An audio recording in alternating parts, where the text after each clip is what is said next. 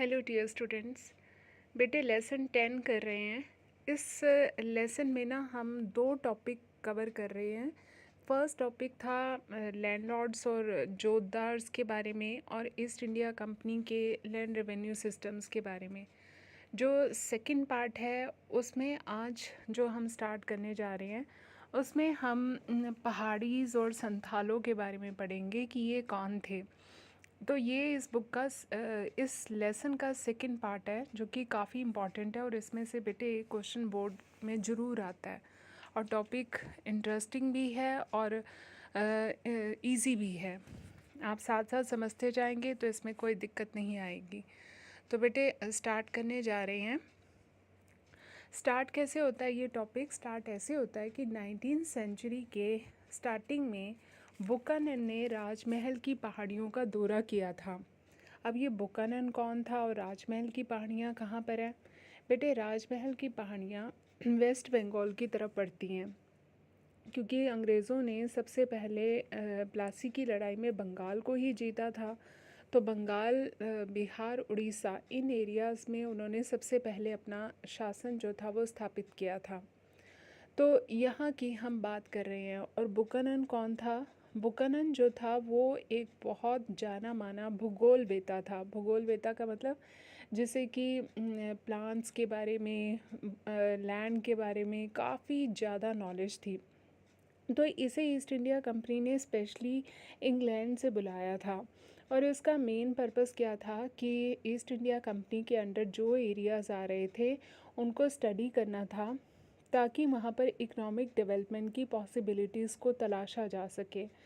क्योंकि भारत जो था वो रिसोर्सेज के पॉइंट ऑफ व्यू से बहुत ज़्यादा रिच था और ईस्ट इंडिया कंपनी भारत के रिसोर्सेज को अपने बेनिफिट के लिए यूज़ करना चाहती थी, चाहे वो यहाँ के प्लांट्स हो, चाहे वो यहाँ के ज़मीन हो, हर चीज़ को वो अपने फ़ायदे के लिए यूज़ करना चाहते थे। इसलिए उन्होंने ना बुकानन को इंडिया बुलाया और उसे कहा कि भारत में उन एरियाज़ को इन्वेस्टिगेट करें जहाँ पर इकोनॉमिक डेवलपमेंट हो सके और वो कंपनी के लिए जो है इंफॉर्मेशन कलेक्ट करे और फिर कंपनी उसके अकॉर्डिंग काम करेगी। उसको स्पेशली ये इंस्ट्रक्शंस दे दी गई थी कि उसे क्या देखना है, उसे क्या खोजना है और क्या लिखना है।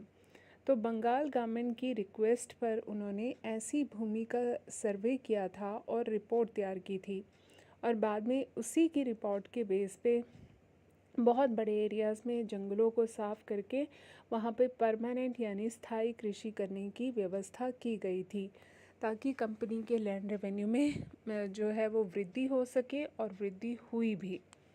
ठीक है, तो ये इसका छोटा सा इंट्रोडक्शन था। तो अब हम स्टार्ट कर रहे हैं।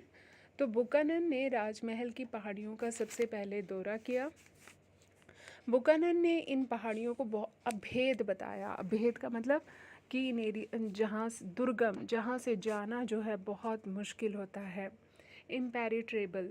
ठीक है, उसके अनुसार ये एरिया बहुत डेंजरस इलाका था। यहाँ बहुत कम लोग जाने की हिम्मत करते थे और बुकानन जब यहाँ पर गया तो यहाँ के जो पहाड़ों में रहने वाले निवासी थे वो जो थे उसको बड़े शत्रुतापूर्ण तरीके से देख रहे थे। क्यों देख रहे थे बेटे? क्योंकि अंग्रेज़ों को ये लोग अपना दुश्मन मानते थे। तो बुकानन एक ब्रिटिशर था। तो जब वो यहाँ पर पहुँचा तो पहाड़िया लोग जो थे वो यहाँ पर रहने वाले, जो जंगलों में रहने वाले लोग थे उनको पहाड़िया कहते हैं, हिली फॉक कहते हैं। तो वो उसको बहुत जो था शत्रुतापूर्ण तरीके से देख रहे थे। In the early years of the 19th century, Buchanan visited the hills of the palace यानी राजमहल. Buchanan called these hills impenetrable. According to him, it was a dangerous area. Very few travelers dared to go there. Whenever Buchanan went, he found the behavior of its residents hostile. ठीक है, इसके बाद क्या हुआ? क्यों वो उसको दुश्मनी या शंका से देख रहे थे? मैंने अभी आपको बताया कि वो ब्रिटिश अधिकारियों के प्रति आशंकित रहते थे। उनको हमेशा ये डर लगा रहता था कि कंपनी के अधिकारी उनको नुकसान पहुंचाएंगे, इसलिए वो उनसे बातचीत करने को कभी भी तैयार नहीं होते थे। बुकानन जहाँ भी जाता था इस एरिया का सर्वे करता था वो अपनी डायरी में लिखता था। जहाँ जहाँ उसने भ्रमण किया, वहाँ के लोगों से उसने मुलाकात की, उनके कस्टम रिचुअल्स को देखा और राजमहल की एरिया के आसपास रहने वाले लोगों को पहाड़ी कहते थे। और अब हम इन पहाड़ी लोगों के बारे में थोड़ा सा स्टडी करेंगे कि ये लोग क्या थे। बेटे, राजमहल के ये सारा एरिया ना हिली एरिया है, तो इस एरिया में ये लोग रहा करते थे पहाड़ों में। तो ये अपना गुजर बसर कैसे करते थे, ये झूम कृषि करते थे। झूम कृषि कौन सी होती है? झूम कृषि होती है जो कि अदल ज़मीन को बदल बदल कर की जाती है। तो ये छोटे से हिस्से में झाड़ियों को साफ़ करते थे, घास फूस साफ़ करते थे और फिर जो थे वहाँ पर कृषि करना शुरू कर देते थे। और ये कृषि कैसे करते थे, ये क्या क्या जो था वो उगाते थे, पल्सेस यानी दालें और ज्वार और मिलेट बाजरा, ये ग्रो किया करते थे। और फिर इसके बाद जो था ये अपनी कुदाल से जो थे ज़मीन को जो थे खुरचते थे। कुदाल समझते हो ना, जैसे फावड़ा होता है। और कुछ टाइम बाद जब ये भूमि कृषि करने की योग्य नहीं रहती थी तो वो उसको छोड़ देते थे और फिर दूसरे एरिया में जाके कृषि करना शुरू कर देते थे। क्योंकि बेटे ये बहुत पुअर थे, इनके पास अपना खाद वगैरह फर्टिलाइज़र डालने के लिए पैसे वैसे तो होते नहीं थे। और ये पूरे जंगलों को अपना घर समझते थे कि जहाँ मर्जी चले जाओ, ये जंगल पूरा इनके घर हैं। इसीलिए ये जगह बदल बदल कर कृषि किया करते थे। और कुछ सालों के बाद वो ज़मीन जिसको इन्होंने छोड़ा था अपनी उपजाऊ भूमि प्राप्त कर लेती थी, उपजाऊ शक्ति, फिर ये वापस आ जाते थे। ठीक है, इस तरीके की एग्रीकल्चर को जो है वो झूम कृषि कहते हैं। फिर क्या हुआ कि और ये लोग कैसे अपना गुज़र बसर किया करते थे, जंगलों में ना महुआ के फूल लगते हैं, तो ये महुआ के फूल फ्लावर्स कलेक्ट करते थे, उसको बेचते थे। इसके अलावा ये रेशम का कोया यानी रेशम का कीड़ा पालते थे। और ये काठ कोयला बनाने के लिए जो थे लकड़ियाँ इकट्ठी करते थे। काठ कोयला क्या होता है? जो लकड़ी का कोयला होता है उसको काठ कोयला कहते हैं। तो वो बेचने के लिए वुड्स कलेक्ट करते थे। और जो हरा भरा एरिया होता था इनके एनिमल्स के लिए जो था वो पास्चर बन जाता था, चारागाह बन जाते थे। इसके अलावा ये हंटिंग करते थे, शिकार करते थे, झूम कृषि करते थे और काठ कोयला बनाते थे, रेशम के कीड़े पालते थे। तो इस तरीके से अपनी ज़िंदगी जो थे वो गुज़र बसर किया करते थे। फिर और ये रहते कहाँ थे? ये इमली के पेड़ों के नीचे झोपड़ियाँ बनाकर रहा करते थे। आम के पेड़ों की छाँव में ये रेस्ट करते थे। पूरे एरिया को ये अपनी प्रॉपर्टी समझते थे और अगर कोई बाहर से लोग आ जाते थे तो उसका ये विरोध करते थे। और इनके जो कबीले होते थे उनके हेड्स होते थे, मुखिया होते थे, जो इनके बीच में यूनिटी बनाए रखते थे। अगर कबीलों के बीच में कोई डिस्प्यूट हो जाता था तो ये मुखिया जो थे हेड इनको सॉल्व किया करते थे। और दूसरे ट्राइब के लोगों पर या जो हिल से नीचे लोग रहते थे यानी जो मैदानों में लोग रहते थे, तो अगर उनके साथ लड़ाई हो जाती थी तो फिर ये अपनी जनजाति को लीडरशिप करते थे, जो हेड होते थे। और ये मोस्टली जो थे मैदानों में रहने वाले एरियाज़ पर अटैक कर दिया करते थे। They lived in the huts built among tamarind trees. They used to rest in the shade of mango trees. They considered the whole region as their private land.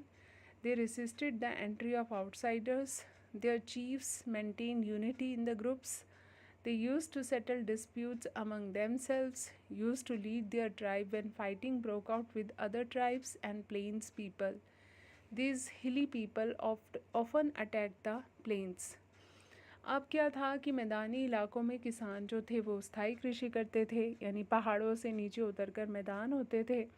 ठीक है, तो वहाँ पर लोग जो थे वो परमानेंट एग्रीकल्चर करते थे। अब परमानेंट एग्रीकल्चर क्या होती है? परमानेंट एग्रीकल्चर होती है जो एक ही जगह पर रहकर की जाती है। तो पहाड़िया लोग जो थे इन पर अटैक कब करते थे? तब करते थे जब इनके पास जो था खाने को सर्वाइवल के लिए कुछ भी नहीं होता था या ड्राउट पड़ जाता था, तब ये लोग नीचे रहने वाले एरियाज़ में अटैक किया करते थे। या फिर जब इनको अपनी स्ट्रेंथ, अपनी ताकत दिखानी होती थी, तब ये अटैक किया करते थे। In the plains, farmers used to do permanent agriculture. The invasions by the Pahadi people were mostly done to survive in the years of scarcity or famine. These attacks were also done to show their strength to the communities settled in the plains. ठीक है। और फिर मैदानों में रहने वाले जो जमींदार थे वो इन पहाड़ी मुखियाओं को नियमित रूप से खिराज देते थे। अब खिराज क्या होता था? खिराज एक तरह का टैक्स होता था, ये देते थे और फिर इसके बदले में इनके जो कबीलों के हेड होते थे वो इनको प्रॉमिस करते थे कि हम तुम्हारे पर कभी अटैक नहीं करेंगे, तुम हमें टैक्स देते रहो और हम तुम्हारे को सेफ्टी देते रहेंगे। और इसके अलावा ये क्या होते थे, पहाड़ों में से जो जाने वाले रास्ते थे उनको भी ये अपने कंट्रोल में कर लेते थे और अगर कोई व्यापारी वहाँ से गुज़रता था तो उससे कुछ पथ कर लेते थे। ये भी एक तरह का टैक्स होता था और इसके बदले में मुखिया इन व्यापारियों की रक्षा करते थे। The zamindars living in the plains often had to pay regular tax to the hill chiefs and buy peace from them. Similarly, the merchants also used to give some toll to them to get permission to use the roads controlled by the hills. The hill chiefs used to protect these traders by taking this tax. ठीक है। फिर क्या हुआ कि 18वीं शताब्दी के and में जब स्थायी कृषि के क्षेत्र की सीमा का विस्तार होने लगा, यानी कि अब अंग्रेज़ों को लग रहा था कि ये पहाड़िया लोग हमें टैक्स तो देते नहीं हैं, तो वो चाहते थे कि ये पहाड़िया लोग जो हैं वो एक ही जगह पर टिककर कृषि करें और जो है जंगलों को काट दें और वहाँ पर पूरा उसे कल्टीवेशन लैंड में बदल दें और फिर उनको जो है वो टैक्स दें। तो अंग्रेज़ ये चाहते थे, इसलिए वो चाहते थे जंगलों को साफ़ कर दिया जाए और साथ में ही वो लोग जो थे इन पहाड़िया लोगों को सिविलाइज्ड बनाना चाहते थे, क्योंकि ब्रिटिशर्स के अकॉर्डिंग जो जंगली लोग होते थे वो सिविलाइज्ड नहीं होते थे, तो इसलिए वो जंगलों को साफ़ भी करवाना चाहते थे। In the last decade of the 18th century, when the scope of permanent agriculture began to expand, the British encouraged the work of cleaning the forest. Jamidars and jotdars converted the fallow land into paddy fields.